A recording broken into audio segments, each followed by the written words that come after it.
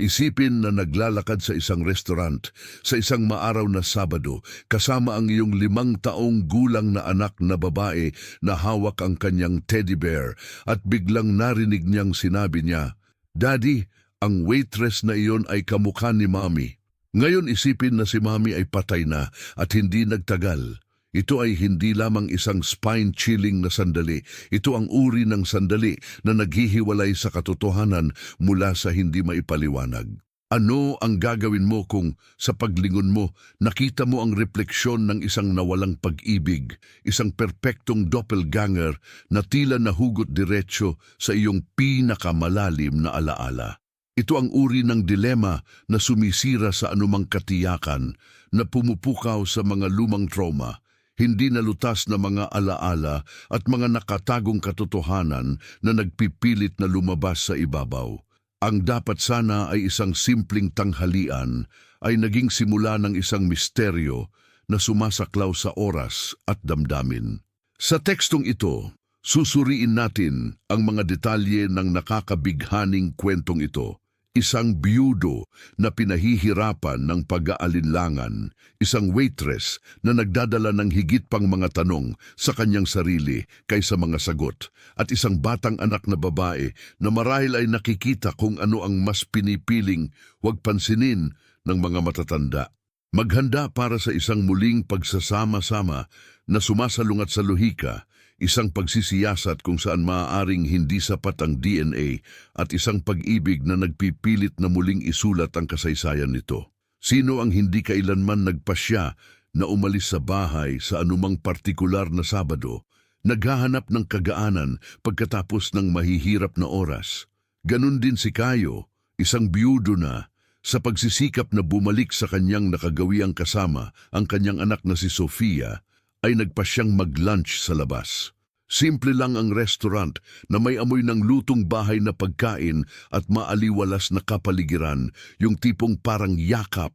Ang lahat ay nangyayari tulad ng isang normal na araw hanggang sa si Sofia na may mga mata ng disarming kadalisayan ay nagsabi ng isang bagay na pumutol, "Daddy, ang waitress na iyon ay kamukha ni Mommy." At doon tumigil ang oras, isipin ang epekto. Si Caio, na pinoproseso pa rin ang kanyang kalungkutan, ay itinatalikod ang kanyang mukha na umaasa sa isang bata na pagkakamali. Ngunit nahaharap sa kung ano ang maaari lamang ilarawan bilang isang perpektong kamukha ni Mariana, ang kanyang namatay na asawa. Parehong gupit, parehong ngiti, parehong presensya. Hindi lang iyon nagkataon, tila pandaraya ng kapalaran, ang uri na nagpapaisip sa atin kung pinaglalaruan ba tayo ng pananabik o kung may bagay na hindi natin maunawaan. At sa pusong sugatan, ang lahat ng ito ay parang tingga. Ang hindi inaasahang muling pagsasama-sama na ito, kahit gaano kasakit, ay nagpatumba kay Caio sa kanyang aksis. Nagiging entablado ang katahimikan ng restaurant para sa mga alaala, multo, at sensasyong akala niya ay nabaon na. Ang waitress, nakangiti at walang pakialam sa kalituhan na dulot nito, ay nagpatuloy sa kanyang trabaho na parang walang nangyayari. Ngunit sa loob ng Caio, isang buong universo ay nagsisimula ng mabaligtad. At si Sofia, na nakahawak pa rin sa kanyang teddy bear na si Fred, nang hindi nalalaman ay binuksan na lamang ang unang pinto sa isang mas malaking misteryo. Hindi maalis sa ulo ni Caio ang imahe ng waitress. Parang naroon na naman si Mariana, buhay, humihinga, nakangiti sa mga estranghero. Ipinilit ng utak na maghanap ng lohikal na paliwanag, ngunit ang puso, na traidor ng mga katiyakan, ay nasasangkot na. Ito ay hindi lamang tungkol sa hitsura, mayroong sa kanyang mga kilos, sa paraan ng kanyang pagsasalita, maging sa paraan ng kanyang pag-aayos ng kanyang palawit, isang hindi nakikitang pirma ng isang taong mahal na mahal niya. Ang kamukha ni Mariana ay hindi lamang estranghero, siya ay isang buhay na anino ng nakaraan. Bumulusok ang isip ni Caio sa ipo-ipo ng mga katanungan. Maaari ba itong isang bihirang kaso ng pisikal na pagkakatulad, isang stroke ng pagkakataon na nagpabalik sa kanya ng isang nawalang pag-ibig, O mayroon bang mas malalim doon, isang katotohanang nakatago sa ilalim ng mga layer ng pagkakataon? Ang pagdududa ay mas masakit kaysa sa kawalan. Kasabay nito ang pakiramdam ay halos supernatural na, para bang binigyan siya ng universo ng pangalawang pagkakataon, ngunit walang manual ng pagtuturo. At ito, para sa mga nagluluksa pa, ay isang hindi komportable at nakakaintriga na pasanin. Si Sofia, sa pagiging natural ng mga bata, ay tila hindi napansin ang emosyonal na kalaliman kung saan ang kanyang ama ay lumulubog. Para sa kanya, ang waitress na iyon ay ang kanyang ina, simple as that. At marahil sa isang mundo kung saan ginagawang komplikado ng mga matatanda ang lahat, ang katotohanang parang bata ay magiging mas may katuturan. Si Caio naman ay nagpupumiglas sa kanyang katwiran. Ang alaala ni Mariana ay pumipintig sa bawat sulyap, bawat banayad ng ngiti ng babaeng iyon. Hindi lang pisikal ang pagkakahawig, parang bumalik si Mariana at hindi alam ni Caio kung magpapasalamat ba siya o tatakas dito. Matapos ang unang epekto, alam ni Caio na hindi niya basta-basta mapapabayaan ang kanyang nakita. Ang mukha ni Ana, ang waitress, ay hindi maalis sa kanyang isipan. At iyon ay malayo sa kuryosidad lamang. Kailangan kong maunawaan kung sino siya, saan siya nanggaling, kung bakit siya nagdudulot ng ganoong pag-aalala. Ngunit alam niya rin na hindi siya maaaring kumilos ng basta-basta. Iyon ay dumating sa larawan si Marcos, ang kanyang pinagkakatiwalaang kaibigan at personal na security guard, isang taong may likas na talento sa silent investigation. Ibinahagi ni Caio ang lahat kay Marcos nang hindi inaalis ang anumang nararamdaman. Ang pagkakahawig kay Mariana ay napaka-absurd na kahit siya isang lalaking sanay sa pagharap sa datos at luhika ay halos hindi makapaniwala. Tinanggap ni Marcos ang misyon nang may kalmado ng isang taong nakakita ng lahat ng ito. Ngunit alam niya na sa pagkakataong ito maselan ang paksa. Kinailangan na kumilos ng walang pagkabahala, protektahan si Ana mula sa anumang kahihiyan at syempre, ilayo si Sofia sa isang emosyonal na gulo na hindi niya maintindihan. Ang mga unang tuklas ay nagdulot kay Caio na mas interesado. Walang opisyal na record si Ana bago siya 5 taong gulang. Walang birth certificate, walang childhood photos, no medical history. Parang lumabas ito sa kung saan, iyon lamang ay nagdulot ng mga hinala. Sino ang babaeng iyon? Ano ang ipinaliwanag nitong blackout sa kanyang nakaraan? Nagsimulang na pagtanto ni Caio na may higit pa sa isang kakaibang pagkakataon sa kwentong iyon. May isang tunay na misteryo at posibleng isang masakit na katotohanan na malapit ng lumabas. Nang bumalik si Marcos dala ang mga unang resulta ng investigasyon, halos hindi makapaniwala si Caio sa kanyang narinig. Si Ana ay hindi lamang nagkaroon ng maulap na nakaraan, ngunit siya rin ay tila konektado sa pamamagitan ng hindi nakikitang mga sinulid sa sariling pamilya ni Mariana. Isang pangalan ang lumitaw na parang kidlat, alingkar. Isang tradisyonal na pamilya na minarkahan ng isang sinaunang trahedya, ang pagkawala ng kambal na kapatid na babae. Isa ang natagpo ang patay, yung isa hindi na nakita. At ngayon, marahil, nandoon siya, naghihintay ng mga mesa sa isang simpleng restaurant sa kapitbahayan. Ang hypothesis ay tila walang katotohanan sa unang tingin. Paanong walang gumawa ng ganitong koneksyon noon? Paanong lumaki ang nawawalang anak mula sa isang mayamang pamilya nang walang bakas sa isang ampunan, walang pagkakakilanlan, walang mga dokumento? Ngunit sa pag-iisip ni Caio, mas naging maayos ang lahat. Ang kakulangan ng mga record bago ang edad na 5, ang magkatulad na mga katangian, ang minanang paraan na kahit mahirap na buhay ay hindi mabubura.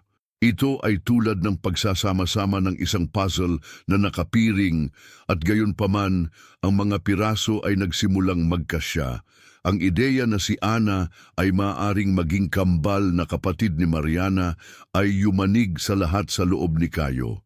Ito ay isang pagtuklas na nagligtas ng mga alaala, ngunit muling nagbukas ng mga sugat. At higit pa riyan, nagpahiwatig ito ng isang mabigat na katotohanan. Ang buhay ni Ana ay nalihis mula sa isang ganap na naiibang kapalaran. Ito ay hindi lamang tungkol sa pagkakatulad. Ito ay tungkol sa pagkakakilanlan, pamana at maaring maging katarungan. Si Marcos ay patuloy na naghuhukay ng mas malalim, habang si Caio, na lalong nasangkot, ay hindi na alam kung saan natapos ang investigasyon at nagsimula ang puso. Sa bawat bagong pagtuklas, lalong tumitikip ang puso ni Caio. Ang pagkaalam na maaring si Ana ang kambal na kapatid ni Mariana ay nagpabago sa lahat. Paano mo sasabihin ang isang bagay na napakalaki sa isang taong walang ideya tungkol sa kanilang sariling nakaraan?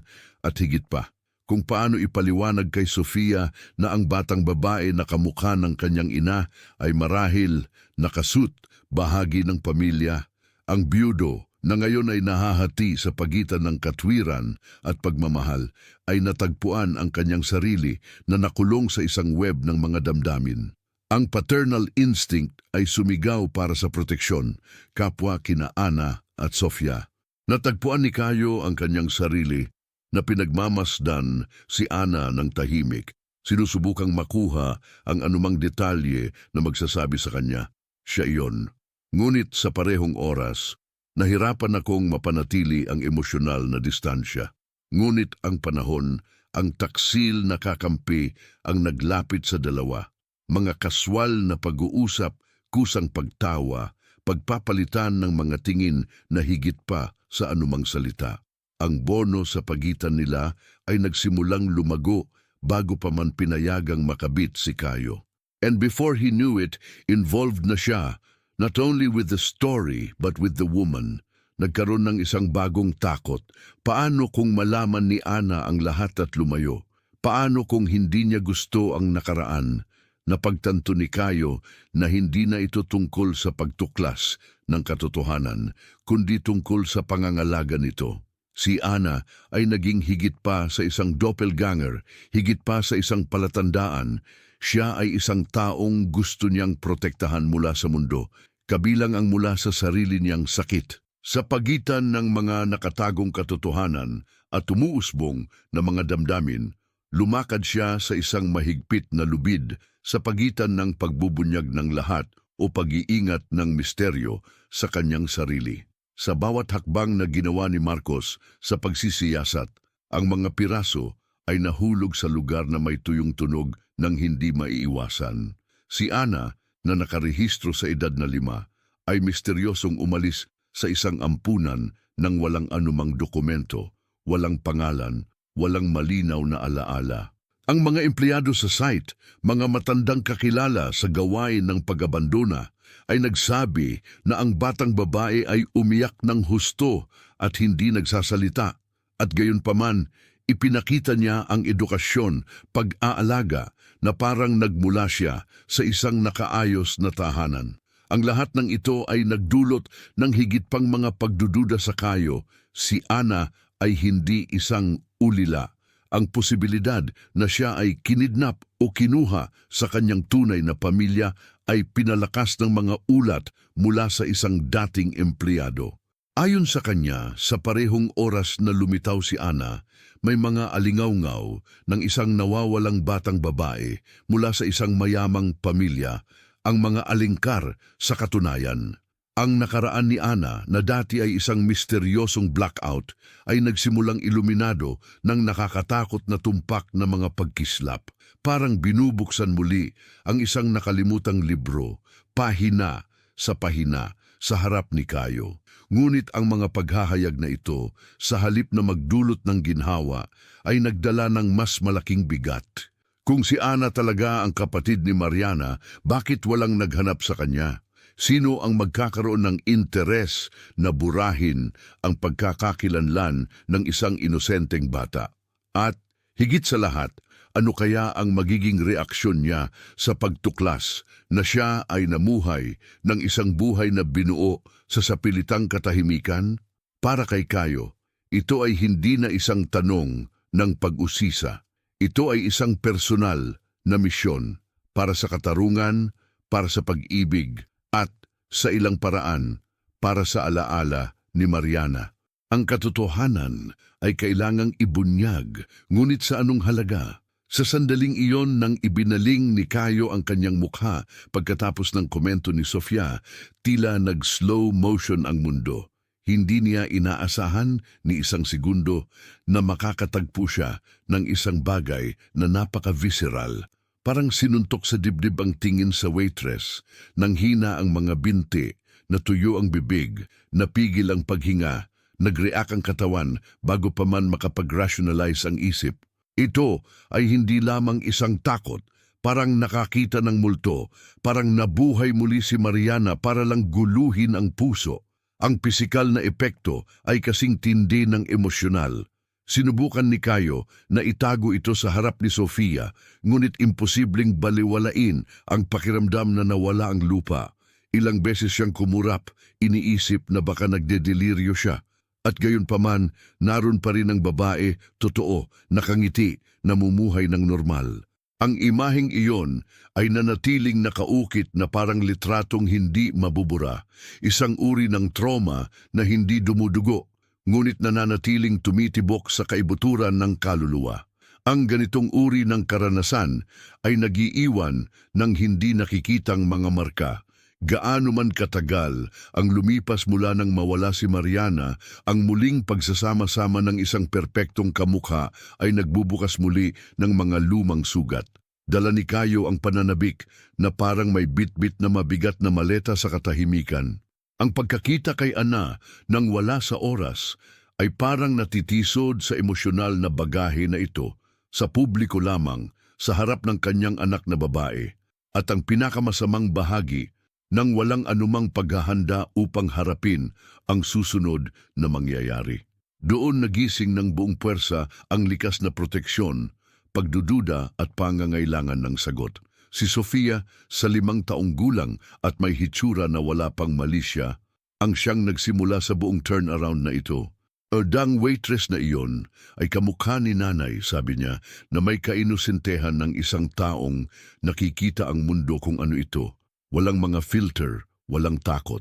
At ang pangungusap na iyon na maaaring hindi napapansin ay nagdala ng isang malupit na bigat. Minsan, nakikita ng mga bata kung ano ang sinanay na huwag pansinin ng mga matatanda.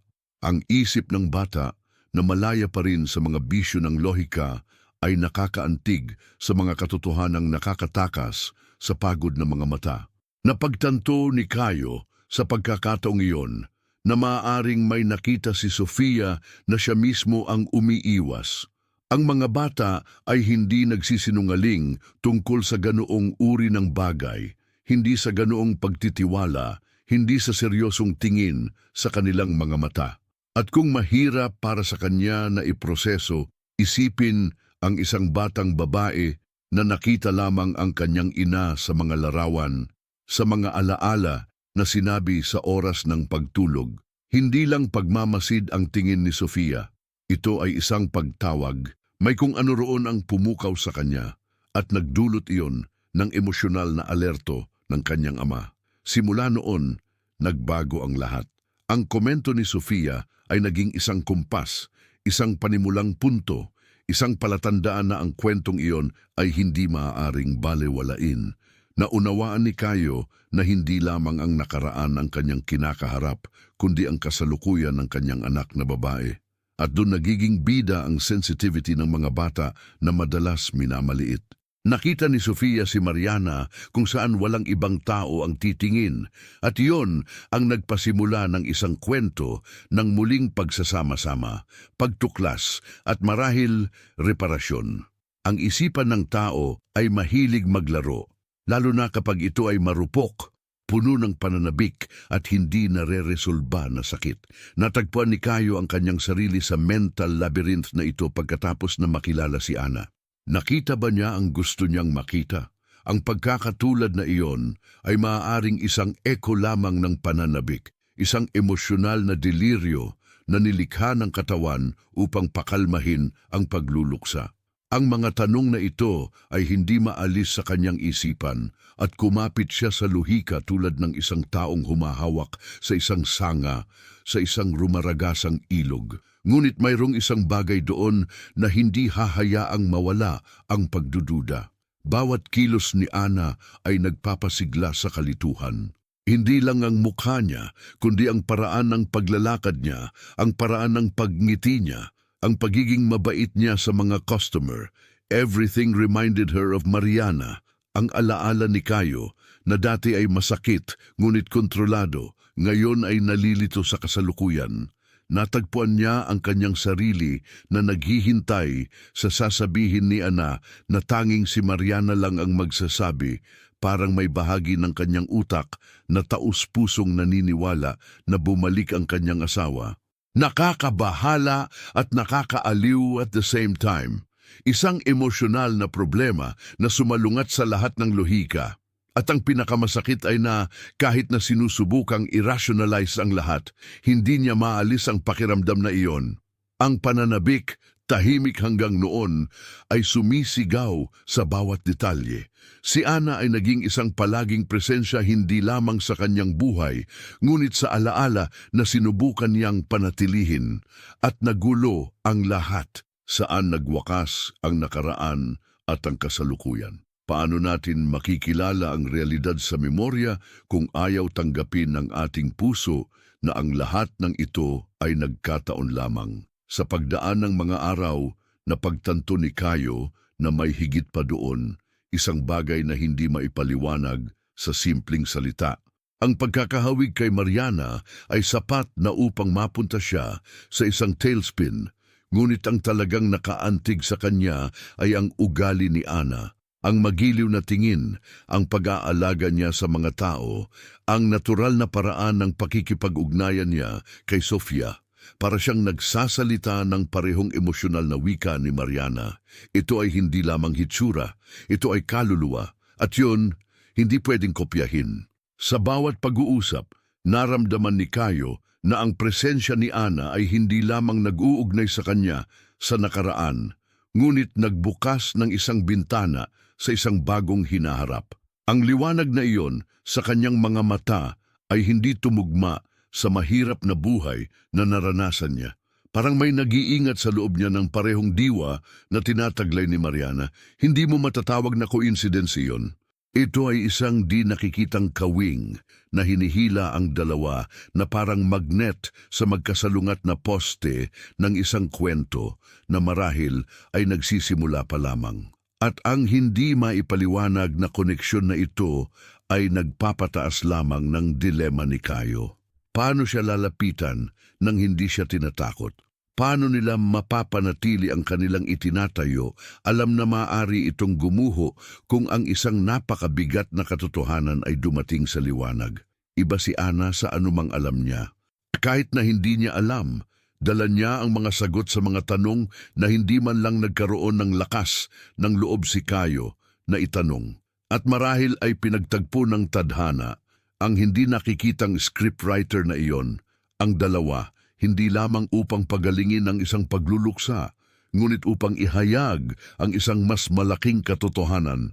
Paano kung sa gitna ng iyong pinakakaraniwang gawain, may natagpuan kang isang tao na tila dinadala sa loob nila ang lahat ng mga sagot na hindi ka nagkaroon ng lakas ng loob na itanong?